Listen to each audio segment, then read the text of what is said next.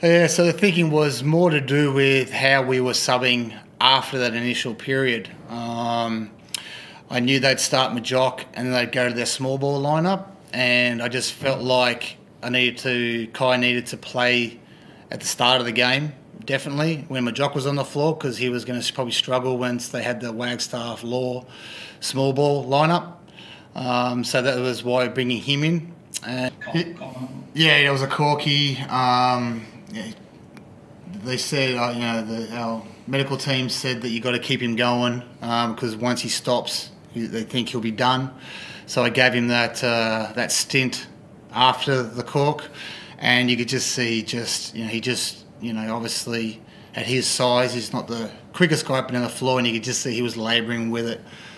So yeah, basically I was told that once we went through that halftime period, it was going to be really hard to get him up and going again. So yeah, that pretty much ruled him out for the rest of the game. Isa na namang kagulat-gulat na araw sa inyong lahat. Bringing in a new coach is not the answer sa struggling Adelaide 36ers. They need a new system dahil mukhang hindi swak ang kanilang system sa kanilang available talent. It made me remember nung panahon ng Petro novela sa PBA na kung saan napakalakas ng lineup ng team pero hindi nila mailabas ang potential ng bawat players into a winning culture. Nakailang palit sila ng head coach, and in fact, kumuha pa sila ng mga international coaches, but it was Coach Leo Austria who gave them a championship. More than the personality, kailangan rin na akmang sistema ng isang team sa type of players na bumubuo sa isang team. Everybody would agree with me na hindi ang sistema ni Coach Leo Austria ang best system available. In fact, marami ang nagsasabing hindi magaling si Coach Leo pero nadadala niya ang kanyang team sa finals every year. Yan din ang kulang dito sa Adelaide 36ers. Kahit na hindi baguhin ang coaching staff, ang importante ay gagawa sila ng paraan ng bagong sistema upang mailalabas ng bawat players ang kanilang angking galing. In reality, napakalakas ng Adelaide 36ers, kaya lang duda tayo sa sistema na tinatakbo ng team if it is enough for them to win more games. Pero ano nga ba ang dapat gawin ng team upang maiba ang kanilang kapalaran this 2022 season? The read, rejected by Sotto.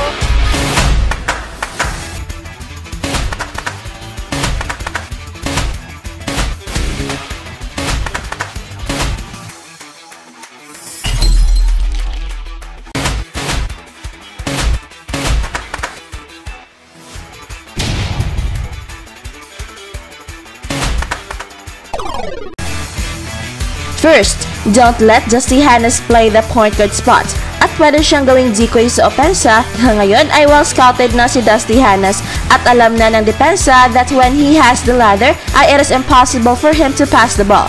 Kapag ginawang decoy si Dusty Hannes ay tsak mas mahirap bantayan sa opensa ang Adelaide 36ers. And that leads me to think na dapat ay mag-stick ang mga coaches sa kanilang advantage, which is ang kanilang height and skills ng kanilang mga big men. Playing the small ball will not do good for the team, and the game versus Perth Wildcats is a perfect example. Walang depensa sa ilalim, and that is a big no kahit saang liga. Second, Adelaide 36ers needs Kai Sotto sa depensa at magiging sa opensa.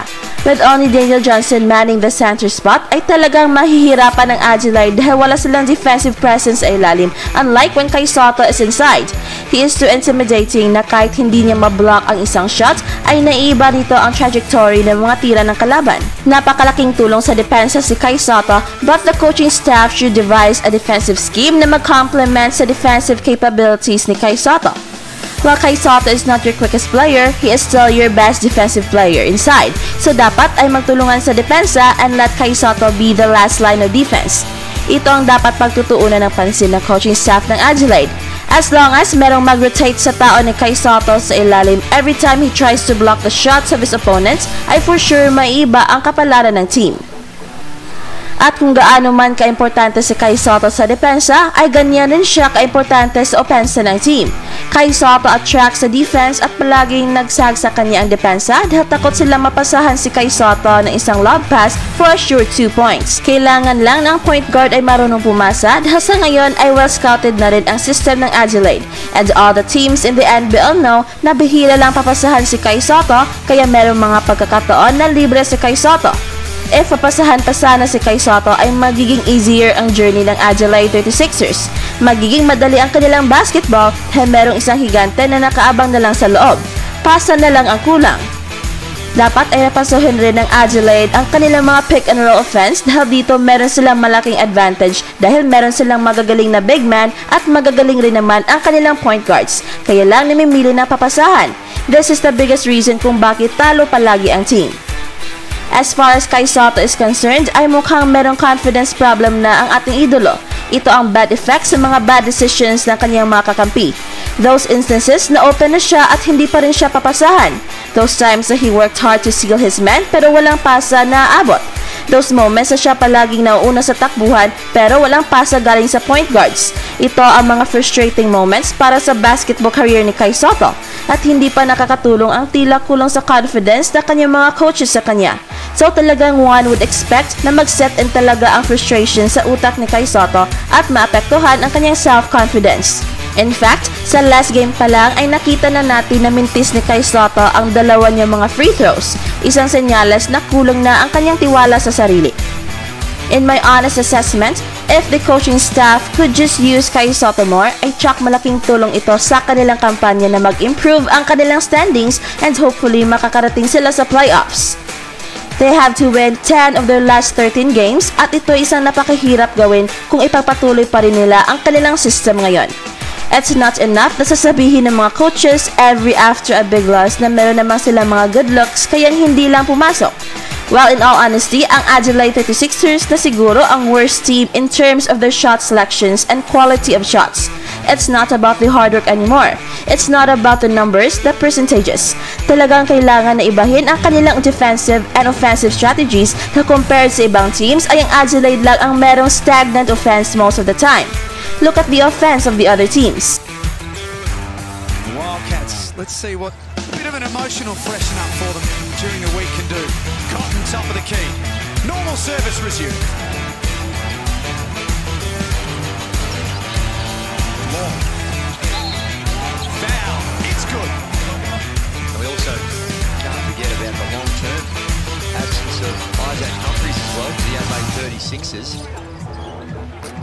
And you have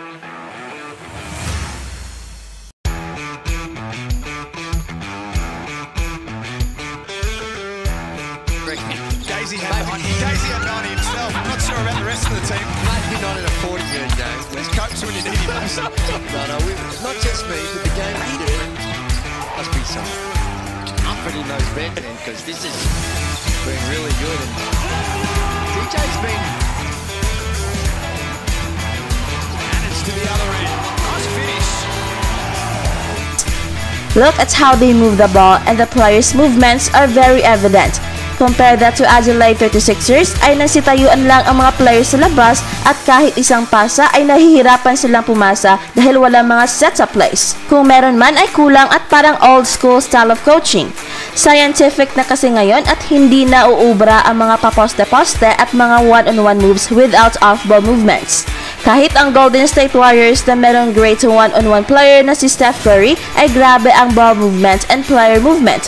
Malayo-malayo sa tinatakbong sistema ng Adelaide 36ers. At dahil si Kai Sotto ay isang team player, there are times na nahihirapan siya makascore within sa system ni Coach CJ Broughton dahil walang mga picks para sa kanya upang makawala siya sa kanyang bantay.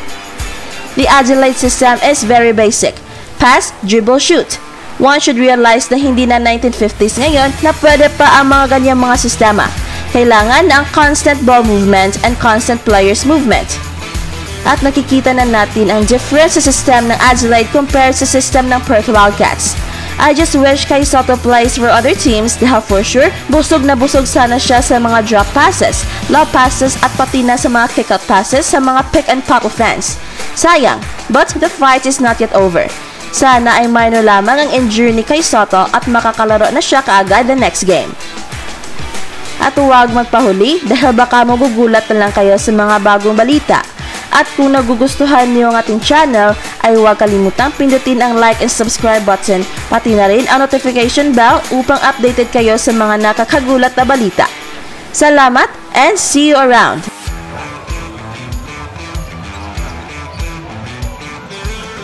And it's to the other end. Nice finish.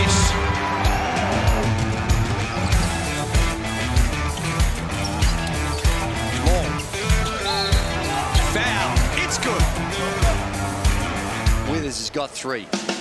So he is on 3. So now I want to test him. Oh my goodness. He changed the game in 2 minutes. He's knocked down from Withers.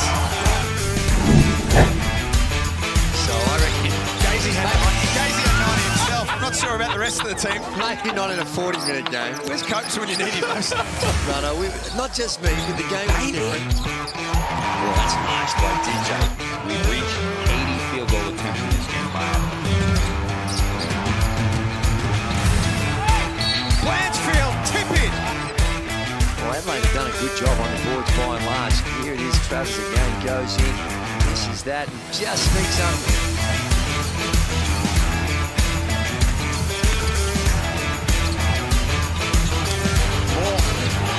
Offensive putback. Boys are stuck. Fresh in body, but most importantly